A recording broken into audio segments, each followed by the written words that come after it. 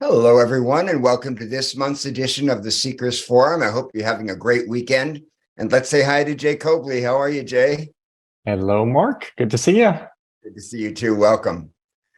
So, this month we are looking at contradiction, a crack in everything, paradox, contradiction, and imperfection. Now, as everyone knows, life is a study in contrasts and opposition. Although everything is one from a spiritual perspective, it's a single continuous unity of being.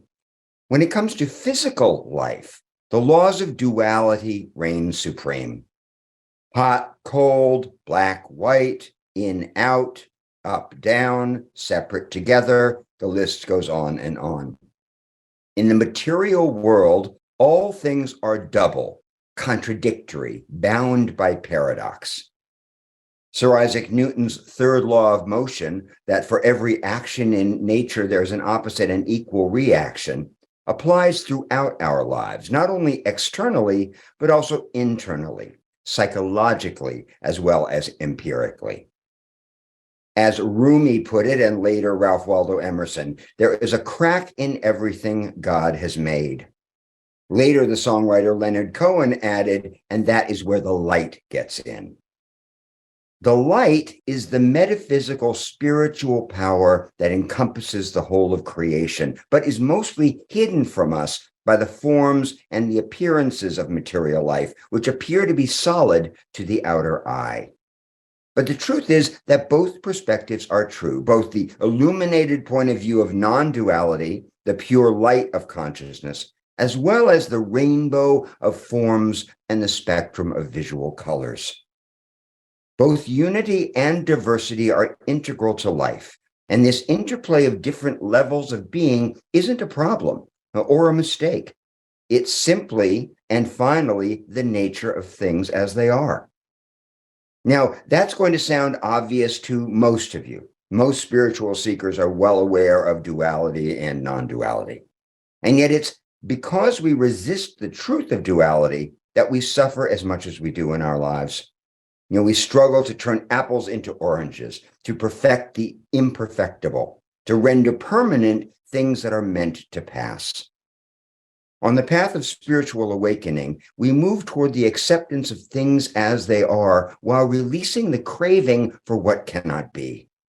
We abandon our attempts to render ourselves and our lives and the world less complex than they are, and we eventually grow more tolerant of our own dual nature. As Emerson reminds us, every sweet has its sour, every evil its good. He goes on, quote, as no man had ever a point of pride that was not injurious to him, so no man ever had a defect that was not somewhere useful to him. Our strength grows out of our weaknesses. Let me just repeat that. As no man, no person, had ever a point of pride that was not injurious to him, so no man had ever a defect that was not somewhere useful to him. Our strength grows out of our weaknesses. Now, in January, we talked about originality, and I made the point that the paradoxes and contradictions in our nature are actually what give us character and render us interesting as individuals. It's the tension of opposites that makes you unique. It's what gives you backbone and also what prompts the spiritual need to create harmony among your disparate parts. That's because our species is Homo duplex. We're the two-sided ape, whose nature is to experience this push and pull, this give and take. These contrasting parts of who we are in perpetual conversation with one another. And in this way, you can begin to look at your life as a kind of ongoing process of dialogue. What the heart wants, the head rejects. What the head wants, the loins want no part of. And what the spirit longs for often transcends them both while embracing them in an invisible unity. Now, all of this may be clear to us conceptually in the abstract, but living with this dialogic friction is quite another story. It's hard. From the perspective of the logic-loving, reason-abiding left hemisphere of the brain, the paradoxes of being Homo duplex can be crazy-making. They can seem irreconcilable and unfair, a guaranteed recipe for unhappiness and profound stress and unrest within ourselves. To the outer eye that's focused on separateness, inner unity seems impossible, if not hopeless. The eye that sees trees but not the forest perceives only division, while harmony seems out of reach. Now, from the right brain perspective, however, the part that can make out the unity, it seems obvious that just because individuals exist, whether we're talking about trees or people or dogs or houses, doesn't mean that they're not part of the same indivisible whole. As you develop your wisdom mind, you increase the ability to hold both perspectives at once. You realize that duality is necessary to material existence, and that the oppositional qualities of nature are actually creative and indispensable. And that's because eros would not exist without tension and paradox. Now, when I'm talking about eros, we're not just referring to sexuality, but rather to the generative power of the universe itself, the cosmic dance of Shiva and Shakti. Stripped of duality, eros would simply go limp and nothing would come into being. The Belgian psychotherapist Esther Perel is, as most of you probably know, one of the preeminent spokespersons for eros in our cultural conversation. And what Perel reminds us is that, quote, the force of eros always brings disturbance. The force of eros always brings disturbance. And speaking of relationships, she tells us why.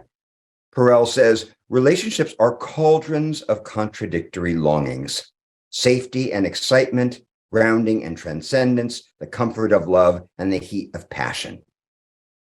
She goes on, quote, reconciling the domestic and the erotic is a delicate balancing act that we achieve intermittently at best. It requires knowing your partner while remaining open to the unknown, cultivating intimacy that respects privacy. Separateness and togetherness alternate or proceed in counterpoint, she writes. Desire resists confinement, and commitment mustn't swallow freedom whole. Isn't that great? Commitment mustn't swallow freedom whole. You hear the many paradoxes in that. Perel is reminding us that as creatures with opposing parts, it's imperative to acknowledge the cracks in things and people, to mind the gaps in ourselves and others, if we hope to keep eros alive, that creative, generative energy. So whether we're talking about marriage or friendship, spiritual community, the goings-on in a workplace, or applying this law of difference to the relationship with ourselves, paradox and imperfection are simply woven into the fabric. As long as you resist this perennial truth, you're going to be at war within yourself. You're going to be fooled into believing that there's something wrong with you and that your life depends somehow on fixing it. But the truth is that we're not designed to achieve perfect unity or nail down some ultimate satisfaction in the material world. If that were actually possible, spirituality might never have been discovered, in the same way that if there were no physical death, there would be no need to seek out what is immortal in the soul. Buddhism is particularly wise on this aspect of duality. The teachings on impermanence and what's called dukkha are extremely clear and helpful. Dukkha is a Pali word that points to the final unsatisfactoriness of all material experience. Dukkha reminds us that no matter how wonderful conditions might be, they can never be perfect. And that even when they appear to be so, even wonderful things cannot last forever. The perennial truth of dukkha is that there will always be a gap between what you want and what you get, between who you dream of being and who you actually are. This unsatisfactoriness extends into every part of our lives. Nothing at the end of the day lives up to our expectations completely, and even the most ideal situations contain inherent flaws. Everyone on this call today is familiar with this. This is not a surprise. Coming back to the topic of relationships, no matter how much you love a person, she or he will always disappoint you. And that's because there is no genuine intimacy without disappointment. Being intimate with someone, regardless of the nature of your connection, requires the ability to tolerate imperfection, to acknowledge and even appreciate the unfixable flaws in yourself and another. The differences that will always be there, the chasms of personality that can never be crossed. When you get close to even the most admirable human being, you're going to find elements of ugliness. That's just the way it is. All kinds of unsightliness will be revealed to you when you drop your masks and you become close. It's like looking under a microscope at something. You see all of these things that aren't necessarily visible from a distance, but are there and not going anywhere. And this isn't some kind of a flaw in human relations. It's because of dukkha and impermanence that we reach toward what can't be taken away. When you're confronted by painful obstacles to love, for example, yet manage to step over the gap anyway, that's when you grow spiritually. When you're tested beyond your limits, but someone somehow managed to stay, to keep your heart open in the face of dark emotions, that's when you mature as a human being. In the words of the Trappist monk and author Thomas Merton, quote, "Prayer and love are learned in the hour when prayer becomes impossible and the heart has turned to stone." Isn't that wonderful? Prayer and love are learned in the hour when prayer becomes impossible and the heart has turned to stone. This learning takes courage, it takes humility, tolerance of imperfection, and also the strong desire to override the frightened parts of yourself that want nothing more than to cut and run. Now, as seekers, we learn that what's worthwhile is also almost always difficult. Whether we're referring to love or vocation, commitment, healing, or simply living with our own dualities, it's hard. The sooner we stop complaining about this and start viewing it as a spiritual opportunity, the wiser and stronger we become. And this applies also to the challenge of self-love. It's only when you're able to be present to the full extent of your own failings, your selfishness, pettiness, aggression, fear, greed, and all the rest of it, without closing your heart to your own pain, that you experience the harmony that we're talking about as imperfect yet whole human beings. Also, the gap between desire and ultimate satisfaction, dukkha, generates longing, which is a critical motivation in the seeker's path, just as it is on the path of the lover. While the ego maintains that success or failure are measured by how much we get or don't get of what we want, the spirit sees this quite differently. Spirit knows that not getting what we want is very often a fantastic boon on the path of wisdom and self-liberation. And for this reason, the acknowledgement of dukkha is the seeker's greatest ally. It spurs the longing for freedom and happiness that can't be taken away. Speaking for myself, there's no doubt whatsoever that if my own ego's grandiose desires had not been thwarted, I would never have discovered what I care about most. If adverse circumstances hadn't completely trashed my well-made plans when I was a young man, I would never have had the fuel to embark on a journey to connect to the power that was beyond my control. Fortunately, though, disappointment is inevitable. So in the final analysis, it's how you respond to unavoidable losses and reversals that determines whether you're freed by impermanence or imprisoned in regret and self-pity. So ask yourself, where does dukkha exist in your life, and what can it teach you about your own clinging? Do you rail against imperfection as if it were meant to somehow be fixed? And do you blame life for under-delivering? Do you close your heart to yourself or others when you don't get what you want? Can you tolerate and even value your own contradictions? Or do you measure yourself and others against ideal standards that can never be reached?